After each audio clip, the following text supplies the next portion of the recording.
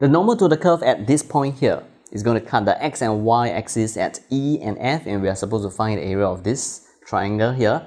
So first, let us form the equation of this line, the normal to the curve at t is equal to pi over 2. So when t is equal to pi over 2, what we will be able to gather is information about this particular point here.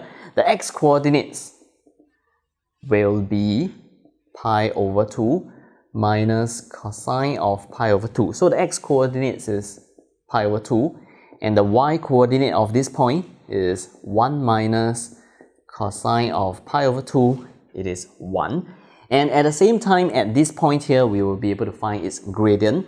And gradient, I'm going to make use of the expression that we have found in part 1 of the question. So gradient, dy dx, gradient of the tangent. Gradient is going to be sine t is pi over 2 divided by 1 plus sine pi over 2. And the gradient here is equal to half. So with this information, I can now form the equation of the normal. I want to form the equation of this line over here, and it will be y minus the y coordinates is equal to the gradient. Since the gradient of the normal is half, the gradient of the tangent is half, so the gradient of the normal is going to be minus 2. Then here it is going to be equal to x minus the x coordinates of a point, so x minus pi over 2. So this equation is going to be y is minus 2x plus pi plus 1. And at point, let's say E. At point E, that is when y is equal to 0. So if y is equal to 0, that means minus 2x plus pi plus 1 is equal to 0. This tells me that the x coordinates of that point is equal to pi plus 1 divided by 2.